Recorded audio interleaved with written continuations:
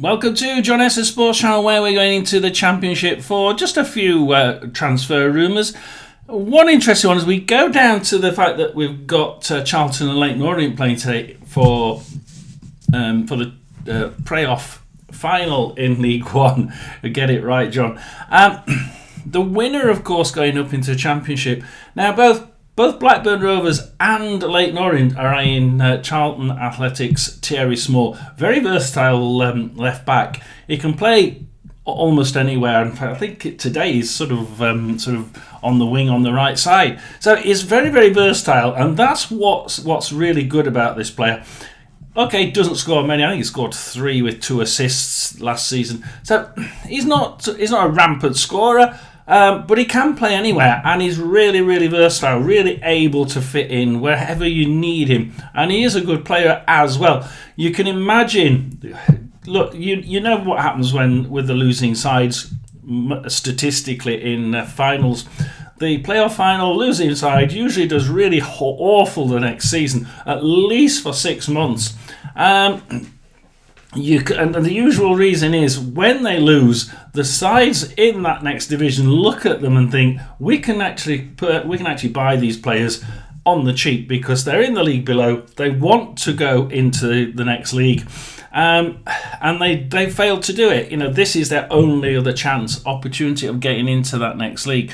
So in this case, Thierry Small, they're hoping will think, I still want to go into the Championship. I still want to get promoted there. That means I may have to, if we lose, go to Leyton Orient and do it that way, or go to Blackburn Rovers and do it that way. So, would it be beneficial to the player? Absolutely. He gets more airtime. He's in the shop window a lot more, isn't he, in the Championship? And he can go places better and has better opportunities because he's on television more often, and hopefully, and if he gets played. But it's that versatility for me. Should Charlton lose today, I think that is one of the talking points in the media that I'm interested in. I think that very well may be a good move for the player, but that would be very, very, very, very stereotypically what would happen with losing sides, isn't it? They lose one or two of their good players, and especially the versatile ones that can play anywhere like him. And if they win, a little bit more difficult, isn't it? Because he gets what he wanted. He gets into the Championship. He's in the shop floor, on the shop window a lot more, and he can advertise himself by playing well in a higher league, and that may keep him there a lot longer. However, he also then could still look at Blackburn and think, well, I'd like to just have a better chance of a more obvious chance of staying in there. Although Charlton, they're a good side. They could very easily stay up next season. See my prediction video in a minute. But it would be a 50-50 choice for him, I think. But for the club, they wouldn't want to sell, I don't think, to another club in the Championship who, they may see as one of their rivals, because they could be playing similar standards of football next year. So that's a very interesting one. Let's see how the final goes in a short while, about half an hour, and and that's where I think this one will unravel. So quickly on to Birmingham, and Blues have already confirmed 3 signings for July the 1st, including Phil Newman, Taylor Garner-Hickman, and of course Alphonse Samsted, who was playing well last season. They have been linked in the past to with Kenyan Fujimoto, a left-footed playmaker. Now he will become a free agent, so and is from the Portuguese leagues. However, I see Birmingham wanting to make better inroads with better class players. I think that they've got the playmakers, they've got that front bit. I think that what they really needed here is just a few more creative players of a sort of lower Premier League standard. I think that's where they're really going to go, because they have the money, they have the ability to spend, and they have the income. So I think that they may have been looking. This is one of the stories from the past. Will it come true? I think not. I think that Birmingham now will be setting their sights a little bit higher, knowing that they found League One so easy, and that they've got just enough cash to be able to splash around, good wages, pay the different fees, and pay the charge for the actual price of the player. So it's going to be interesting. Do I think this one will go ahead? Probably not. I think that they'll be looking elsewhere this time. This is an old story for me. Is it worth revisiting? Probably not. I think that they've probably got enough connections for me with the Premier League to be able to pull a few Premier League starlets in, should we say. Just sticking with them, Chris Davis had been looking at re-signing Kieran Dowell from Rangers, and there's absolutely no guarantee that they're going to get anywhere here. And I think this is all subject to a few rumours and a few ifs and buts as to who would Rangers want to put in place instead. They're only going to let him go if they can keep that team at a certain number. Even if he was out last year, they're still going to want to make sure that squad's the same size if they can, or at least the same strength. I think that there is a good chance that this one will come off. I think that side was good enough in League One to be in the sort of top half of the Championship at least. So I think that this one is possibly one that will, for me, it looks more likely, I must admit, and I think that's probably of the two, I think that's the one that is most likely for me. Let's just go. I mean, this is more of a less of a transfer signing and more of a managerial signing. Well, it is indeed. Southampton have agreed a deal to appoint Will Still as the new manager. Now, there's a couple of things about this. I'm not too sure about this as a manager in the Championship going forward for a long term, and I'm certainly not sure about it going back up into the Premier League. I think it's something like 90% of clubs that come down from the Premier League only go back up if they keep the same manager. Most of the ones that change their manager when they fall down into the Championship do indeed stay there. So it's not going to sit well with the statistical fans, is it? Does it sit well with Southampton fans? I'd love to hear from you. Please do like, subscribe, tell me what you think. Is Will Still the correct manager? And does it sit well knowing that most of the time the people who manage those clubs coming down, if they're kept on, get them bounced straight back? I mean, just take it. We saw Sheffield United change their manager last thing as they got relegated. They knew almost certainly going down. Change their manager and then they carry on to go down.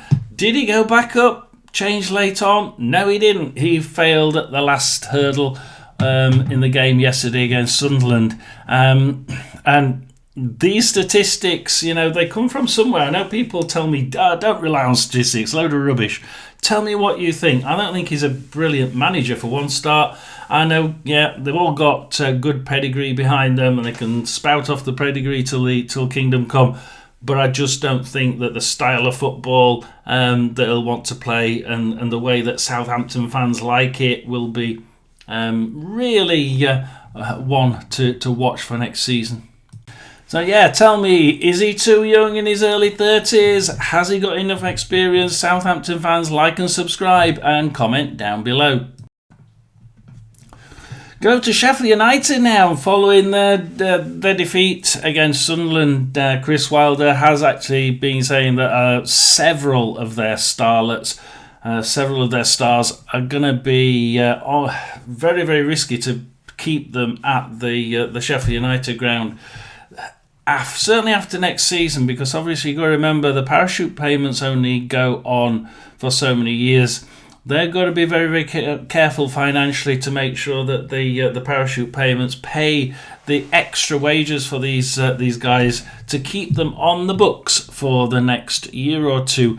I think that they will keep a lot of these stars, and I think that they'll try and make sure that they bounce back, certainly at the second attempt. However, this has worked for some clubs. I think it sort of worked for Watford, but it doesn't always work, and sometimes you end up having to sell players, much like Norwich did the year before they actually got promoted to the Premiership last time. They sold one player, didn't they, for 35 million, spent all that money extremely wisely on more than one player and managed to get back into the Premier League. This club's going to have to make sure that if it keeps them, it does do very well. It can make sure it does very well, or it's as certain as it can be. If, however, it doesn't work, then the finances will be squashed for the next season, and they will have to be looking at offloading the players. Will they offload? I don't think they will. Do they have to offload? Not necessarily, but if they're going to be, if they want to be financially set up for anything that happens, i.e. good or bad, then they may have to sell at least one or two. Let's see what happens with Sheffield United. Please do, again, comment, like and subscribe. So, Preston apparently interested in Lewis O'Brien. Let's go to Preston next. Preston are in the race to sign Nottingham Forest midfielder. However, they've also got competition from Wrexham, Swansea, and Valencia. So it's going to be one of those battle royales, isn't it? Who's going to get this midfielder? Because Forest now can afford. They've been doing really well. They can afford to sell one or two of their prime assets, because that's what players are. They are assets at the end of the day, and if they believe they can get enough money for this player and manage to spend that wisely in the Premier League, obviously they will think whether it's worth doing.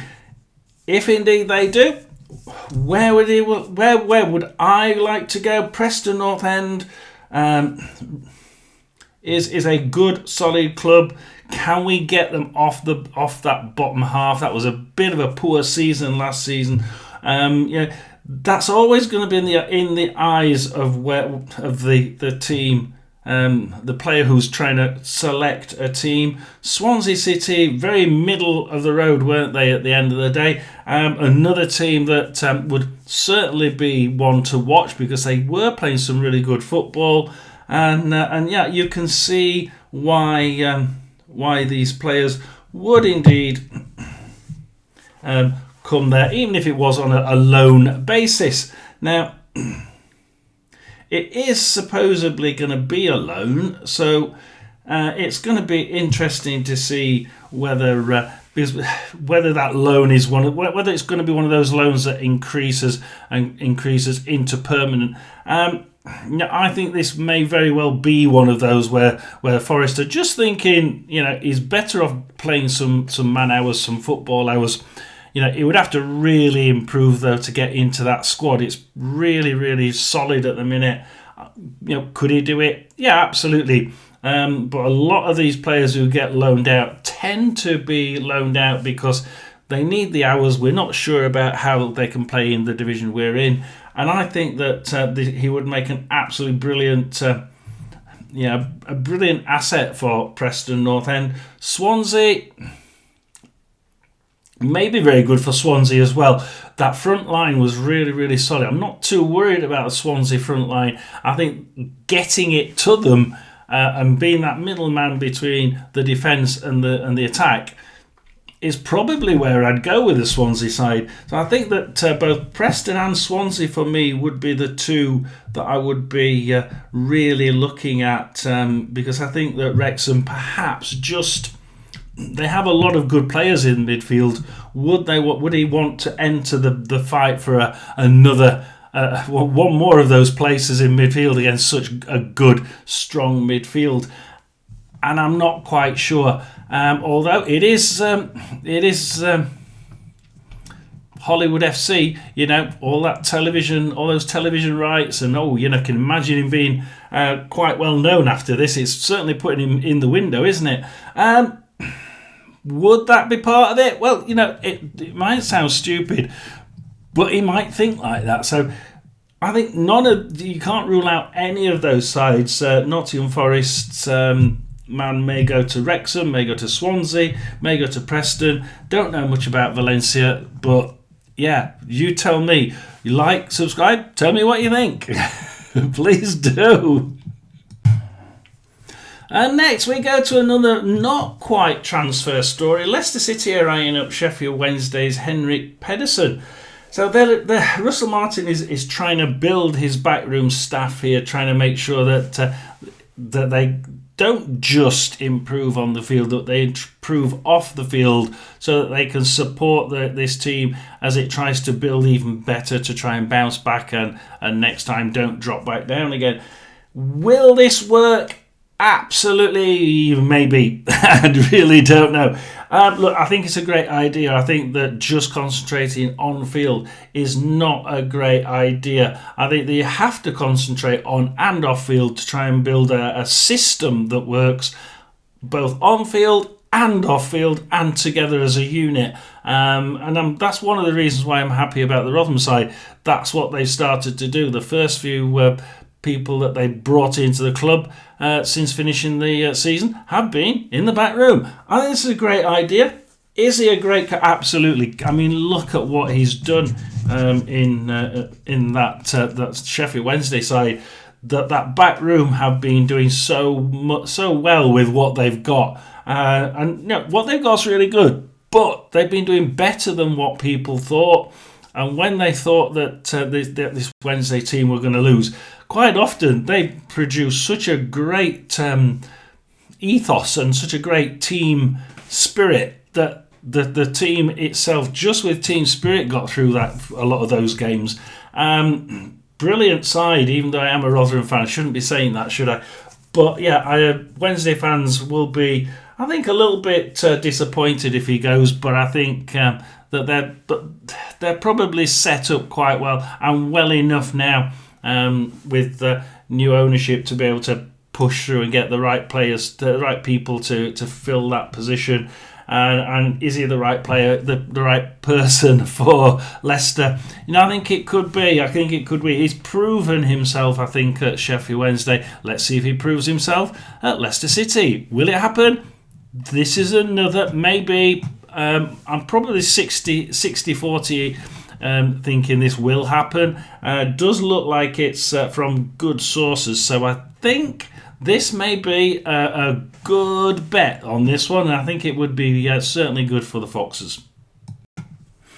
We'll end with Bristol City, of course. They've been looking for. They've got George Earthy on from West Ham, was it? West Ham, wasn't it?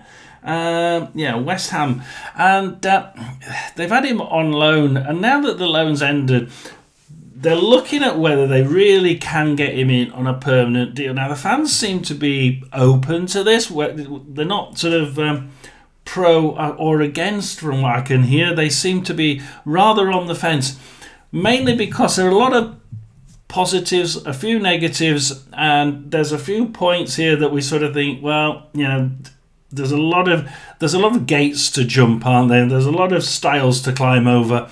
Whether they can get past all these problems and issues, because getting a player of that stature from a Premier League club isn't going to be easy. There's lots of things that have to happen in order to let that happen or make it happen. Will it happen? This is one of those that, from what I'm reading, it's not as clear cut as it may be. I think this is probably. Maybe possibly could be one of those really, really difficult to decide. For me, it's a little bit 60-40 against at the minute. The fans seem to be okay with that. Please do tell me what you think, Bristol City fans. Are you okay with it if it does or if it doesn't go through? Yeah, who would you like instead? Who would you think you would like to replace him if George doesn't come back? Please do like and subscribe as well if you want, and tell me your comments down below, and we'll keep you updated with the one or two little bits of transfer rumours that we hear as we go through the summer period onto Championship 25-26. Thank you for watching, like and subscribe.